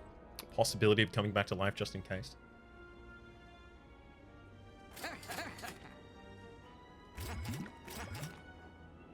That could be card removal and Twin Strike to end it out. Yeah. Pretty good. Straight up strike removal and just take the Twin Strike. I like it. That was a real good final shot for us there. Yeah. We had so much money from that Knowing Skull. I'm glad we went full in on the Knowing Skull. I think that was way better than one more upgrade. Yeah. It probably got us, what, an extra... So much gold there. Yeah, we got so much gold out of that event. We left that act with like 800 gold or something, 700 gold. Totally ridiculous. Absolutely ridiculous value to get out. Redonk. I'm loving this transmogrified card draw energy above your head, actually. That's really nice, because I get to see it too. Which allows me to, you know, sit back and just take in the sights. It's... I forgot that I was going to be turning around, nobodying myself to damage on the back end there. We full heal. It's pretty damn Or useful. do we full heal? No Dark Embrace. No Apparition. No block. What's behind us? Are we about to play Liquid Memories in this fight? On what? Shrug it off to draw a single card? Could be the card that changes everything. That might literally be worth 60 life. Get us the one apparition. So the incoming here is 39, 49 total. Well, reduced by 4, so 45. If we changed our direction, this goes to 15. This goes down to weakened as well as not being on the direction. It's weird. It's like a 9 or something, right? Like something like that. Yeah. Yeah, I think we do pull back the league. Oh, no! I want to use it, Dick. We're using it here to save dozens of life, I think. But what if it saves our life in the final? How can it do better than this much? Well, I mean, saving us from dying. This much life? By getting us the card back that we like. For instance, we get to a corruption, we can't play it in the first cycle, or barricade as well. But our second cycle is going to be so tight. We have triple stack evolve, right? I'm happy to do it, but I feel bad about it. I feel bad about it too, but I don't think that it's going to be more value than literally our whole life bar, and it's got a solid chance of doing that for us now. Drawn to an impervious, drawn to an apparition, drawn to corruption? Question mark. Yeah, it sure is a card. Can we kill the shield? So, Pommel right now, 48. Yeah, totally. Cool. That's blocked.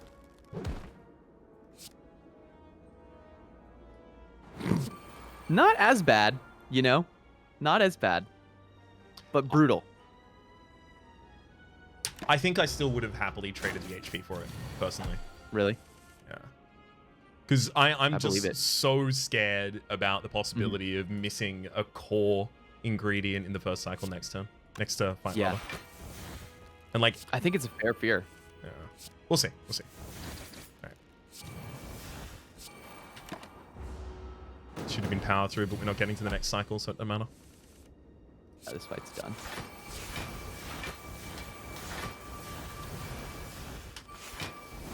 Get him. Ayo, Horncleat and Bag of Preparation. That's some picks. You click the other corruption. Just don't look back. Just don't look back. Hell yeah. There is our liquid memories. We found it. Okay. Incredible. So Warcry draws 2. Oh, it doesn't hurt us, no, so we can't use it for the... I was going to use it for the draw. I know. It's all good, though. Dang. Well, if we're using Shrug It Off for draw this turn, we do it before we do anything else. Otherwise, Warcry is just going to give us back the same card. I like that. I like that, and I like digging with Warcry, and then I like... This disarm is safe, actually. It doesn't cleanse debuffs on this turn. It does it starting... It starts cleansing negative strength in the second buff cycle, but turn 1 is special. I'm happy to do it here, but I want to Shrug It Off first, just in case we draw the corruption. Okay. I think that's smart. Of course we're not going to draw the corruption. I just put that atop the deck. Yeah. Totally. It's really good setup, although now I feel like there are a lot of powers that want to be played on... all of the following turns. Yeah. But this is great. This is great. You just play it, right? You just play it. So. That's it too. We can start playing Anger now. Are you trying to save for like better Akabeko? No, I don't think that's going to be relevant. It's just whether or not we want to propagate more anger through the deck. I think that's fine. I think we do. Because Brimstone. Brimstone changed our deck play. We want our second cycle to just be click, click, click, click, click, click, click, click, click. Yeah. Where is the barricade? We don't use this disarm here, right? We just, I guess, apparition, leave impervious in the deck. We can use this disarm because the enemy's Brimstone too, so it's just as good now as it would be later. They only purge negative strength as well. Good point.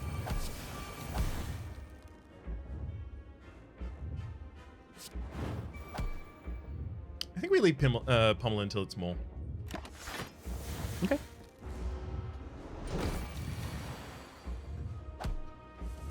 Dark Embrace, where you at? Barricade's great to see here. Just take that, fire breathing. Don't need apparition, but we use it because it'll burn it. No, we don't. Wait, hang on. I mean, it doesn't matter when we play it. For draw next turn. I like having more cards though on the multi or on the next turn. We don't get the draw next turn. We haven't got Dark Embrace out yet. Oh, we don't have Dark Embrace yet. Guess I should have just let it burn to save 1 more HP with the barricade. Yeah, that would have been. I guess so. Yeah, that's funny. I doubt that the 1 HP will. I have seen fights where 1 HP would be the differentiator, but I doubt this will be it. Tough to not see Dark Embrace yet, but well within standard variants. Do we have Evolve? Yeah, we have Evolve in line. Yeah, so I like that a lot. Thunderclap. I mean, we do need to start getting that back on the enemy. They're losing all of their debuffs. Plus, it's just damage. That says 27 on it right now. That's pretty good. Thunder. Alright, Dark Embrace is out. Life is good again. Finally. We've arrived. Bash, just set him up for the possible vulnerability from a Thunderclap later. It's Or do we go for the Twin and Wild? straight up damage? I mean, I kind of like Twin Wild because we've got Evolve 3, so that like makes our next. We want to make sure that all of our next draws are just top, right? Oh man, this is a sweet heart fight. I love Brimstone for heart fight, and I remember when Brimstone was first released, there was a lot of question of, ugh, can you even, or when the heart was Brimstone in the game before the heart came out? No, that came in after, right? Ooh, that's fuzzy in my memory.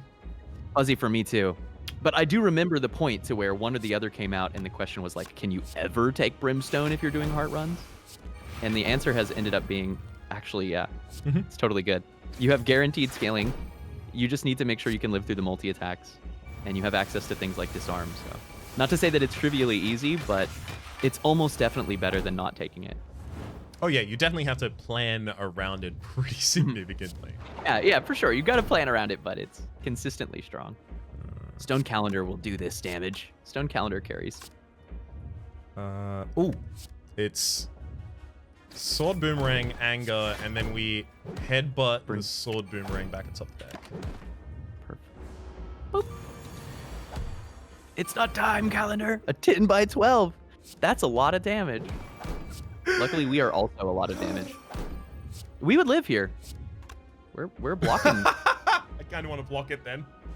You should do it. You should let this happen. We could even live again if we needed to with Fairy. Oh no, are they gonna die to the... Dang it! No, hit me! Hit me! Hit me! Hit me! Can't believe you did it to yourself. Didn't we have one streak where it was like 3 in a row that we killed with Liquid Bronze somehow? Mm-hmm. It was several in a row that we landed the Liquid Bronze. And then we had one final one where a miscalculation ended up us having to secure the kill ourselves instead, unfortunately. We couldn't manage to let the heart die on its own. GG, Rhapsody. New GG. season coming in hot. Look at that relic bar. Look at that. Look at which? The relic bar. Look at our relics. Yeah, we're beefy. absolutely stacked. That's the power of the Black Star. Extra relic 7. I'm glad you took it, and I shouldn't with Preserved Insect, because the question was, it was up against Marcopain. Yes. Which would have been fine, but with the Preserved Insect, this Black Star was huge. Absolutely huge. Absolutely huge. I wonder if there's Toy any... Ornithopter, though, coming in secretly to let us hit that Knowing Skull a bunch of times. That plus the pillow. Man. That plus the pill. Well, I mean, we didn't use the Toy Ornithopter for the HP after that fact, I don't think. We ended up carrying all the potions past the champ fight, but we could have used it. Yes, definitely. Which might have been the reason, actually, to upgrade there, but... GG. Awesome run. GG, Tig. Oh, I'm just so pleased with the set of relics we got across the top bar there, but... Hey, that's our Ascension 1 done. We're on our way, Tig, to Shivland, where we are going to get to live in the next episode, hopefully. I take Blade Dance really aggressively now. It's gonna happen. I believe. It's just so much damage on the base level now as well. So consider unupgraded Blade Dance is 3 shivs hitting for 4. That's a wild strike. With more synergies, and no wound. It's it's awesome. It's the ability to like, wait, hang on. It's like 1 strength sword boomerang plus, but you get to direct each of the hits. That's right. And it has its demerits. There are fights where you don't want to click that many cards. It's still not great for Time Eater, and you want to be real sure that you're glad about all those shivs when you're fighting Heart because of Beat of Death. But it's so takeable as a source of front load and potential relic synergy on the way there. It's great.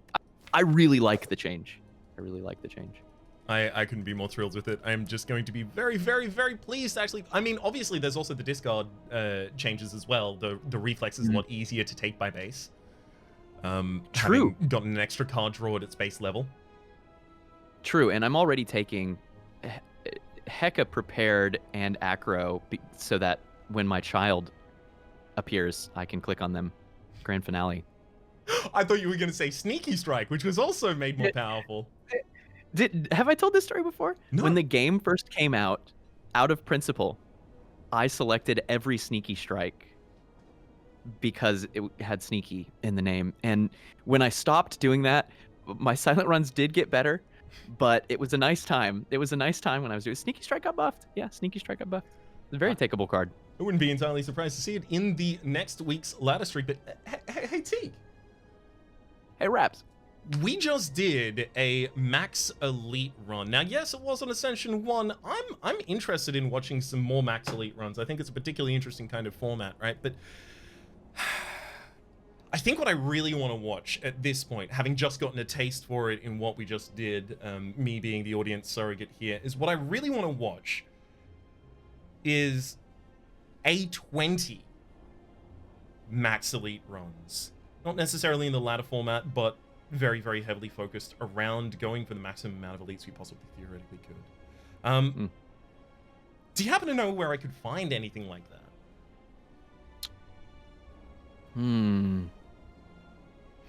A channel, a place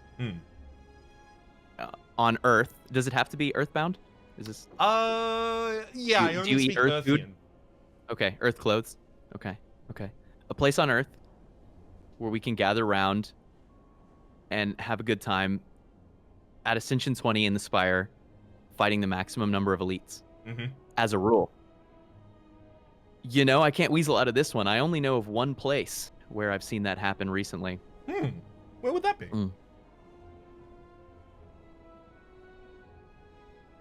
In my mind, presented back onto the screen at twitch.tv/sneakyteak. Website.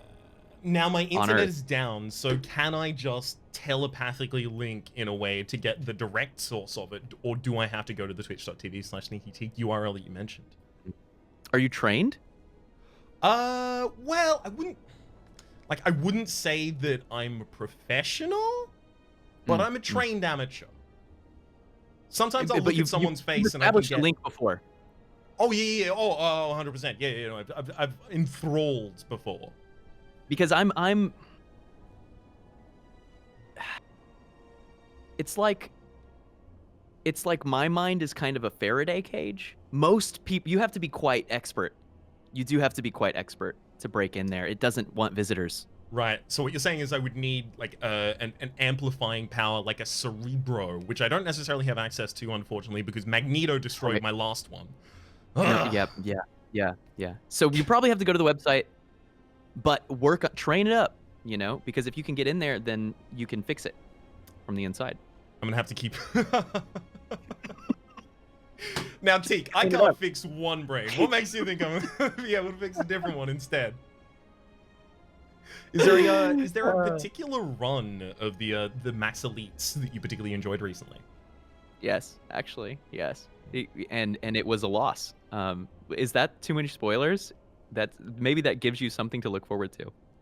But it was a very successful loss. It was a defect run to where very early on we got Unceasing Top. Now this is Ascension 20 and it's Max Elites, okay? But we got an Unceasing Top, and I took like a Metamorphosis and a Turbo or two and some zero cost skills. Like before Gremlin Knob, I played 12 cards in the Gremlin Knob fight, and it was going to be doing like 60 damage, and then it just falls over and dies.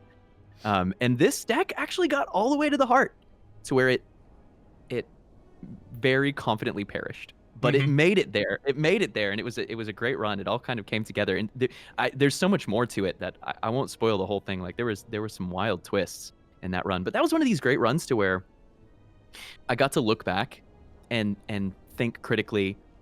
If I just wanted to win, if that's it, if my only goal was to beat the heart, would I have made the same decisions? And the answer is probably no. But can I imagine a world where I didn't make the same decisions? And the answer is also no. Like, I wouldn't take it back. I couldn't do it any other way. I had so much joy in that run, and I actually learned a lot from that run too, so it was great. The run right after was a victory too, so you can get some back-to-back joy. Perfect. I'll make sure to link those specifically in the description down below. But as you were talking specifically there about, like, you know, if I wasn't doing the run in this format, in this style, if I didn't have this limitation that I was working with, I would never have made this deck, but I don't want to take that decision back. It was a fun deck to make. That was, I think, the reason that I was so stubborn for a really long time on doing anything except for a small deck. Because in small decks, you can get things that you will never see in a large deck. You can get a well-oiled machine to a degree that, like, it needs a lot more support to be able to run in a large deck, or may not necessarily even be possible. And or it's a beautiful machine that's this big, and then Nemesis sees it and just steps on it, right? Like, these things happen. And as a result, like, after, you know, the Heart came out, and after A20 was released and those kinds of things, the things that eventually broke my ability to consistently use that playstyle, I had that same feeling of I'm not able to use the decks that I like, that are really viable and interesting. But going and removing that limitation for myself, starting to build larger decks, then I found interesting decks there, and I found new and interesting things to love in that direction as well. So I think, like, having a bunch of different formats of, like, you know, max elites, minimum viable deck, you know, the ladder as well, all of these kinds of things, give you the ability to experience different parts of the game. Shake things up. It's new perspective. We are inertial beings. Left to our own devices, we will live the same experience over and over and over again, and maybe even like it. But if you really want to learn, and if you really want to experience the full offering available to you with a game like Spire, constraints breed innovation. 100%. Couldn't agree more. We're going to be looking into more constrained Slay the Spire possibly in the next episode. But for the moment, my name's Rhapsody. His name has been sneakyteak. That's been the Ladder Streak. Hopefully you've been enjoying yourselves. There's a playlist in the description down below with all of our content on this, past, present, and future. And hopefully we'll see you next time.